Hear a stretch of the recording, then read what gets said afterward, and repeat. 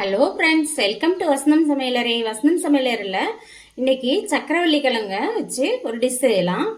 அது சக்கரவள்ளி கிழங்கு பந்தோசா மாதிரி செய்யலாம். அதுக்கு தேவையான பொருட்கள் பார்த்தீங்கன்னா 1/4 கிலோ சக்கரவள்ளி கிழங்க, நல்லா இந்த இந்த இந்த கிழங்கு வெள்ளைக்கிழங்கு.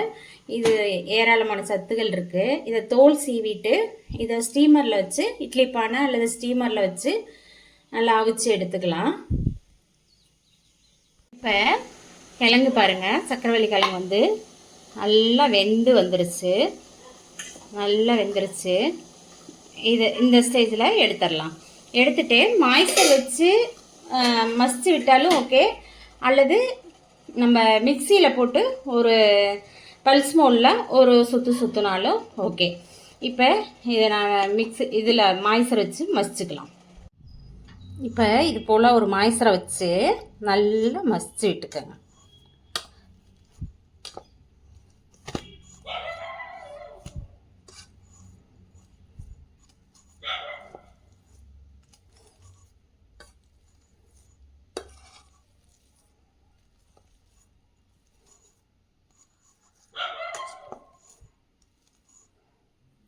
இப்போ நல்லா மசிச்சு எடுத்தாச்சு. இந்த மாதிரி ஒரு இதில் இருக்குது சக்கரவள்ளி கிழங்கு. இந்த ஸ்டேஜில் ஒரு கால் கப்பு ரவையை ஆட் பண்ணிக்கோங்க. அடுத்து இது ஸ்வீட் பொட்டோட்டோன்றதுனால இதில் சுகர் இருக்கும். உங்களுக்கு இன்னும் எக்ஸ்ட்ரா வேணும் அப்படின்னா நாட்டு சர்க்கரையை கொஞ்சம் ஆட் பண்ணிக்கோங்க. இப்போ இதை நல்லா மிக்ஸ் பண்ணி கொடுங்க. இதுக்கு காய்ச்சி ஆற வச்ச பால் வந்து எடுத்துருக்கேன். இதை ஊற்றிக்கங்க.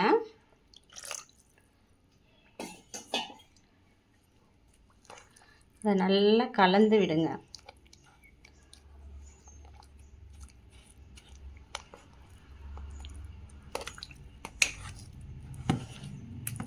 கலந்து கொடுத்து ஒரு 1/2 hour மூடி போட்டு அப்படியே மூடி வச்சுருங்க. இந்த ரவை வந்து நல்லா மிங்கிளாகி ஊறி வரட்டும்.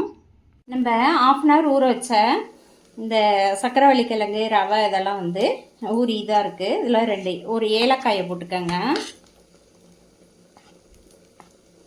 ஏலக்காயை போட்டுட்டு கொஞ்சமாக துருவி வச்சுருக்க தேங்காயை ஆட் பண்ணிக்கோங்க.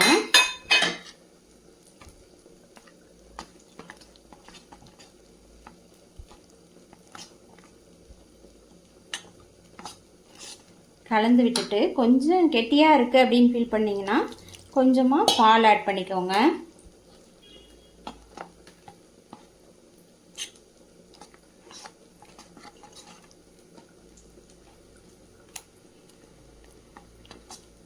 மாவோட பதம் வந்து இந்த அளவில் இருந்தால் போதும். ரொம்ப கெட்டியாகவும் வேண்டாம், ரொம்ப தண்ணியாகவும் வேண்டாம். இந்த மாதிரி எடுத்து விடுறப்ப இப்படி வந்தால் போதும். இப்போ கடாய் நல்லா சூடாயிருச்சு, தோசைக்கல். இதில் வந்து நம்ம நெய்யை ஆட் பண்ணிக்கலாம். நெய்யை ஆட் பண்ணிட்டு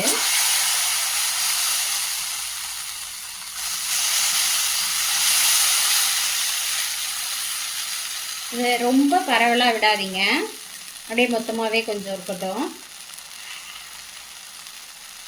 இது நல்லா வெந்து வரட்டும்.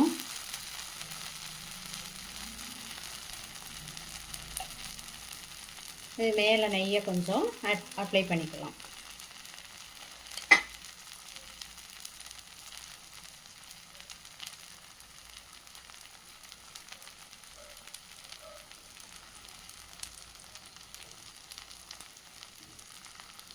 நெய் வேணுன்னா ஆட் பண்ணிக்கோங்க, இல்லைன்னா ஆயில் ஆட் பண்ணிக்கலாம்.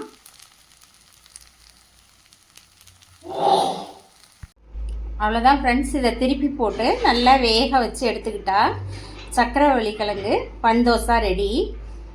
இதை செஞ்சு பாருங்கள். செஞ்சு பார்த்துட்டு வசனம் சமையலறையை சப்ஸ்கிரைப் பண்ணுங்கள், லைக் பண்ணுங்கள், ஷேர் பண்ணுங்கள். தேங்க்யூ.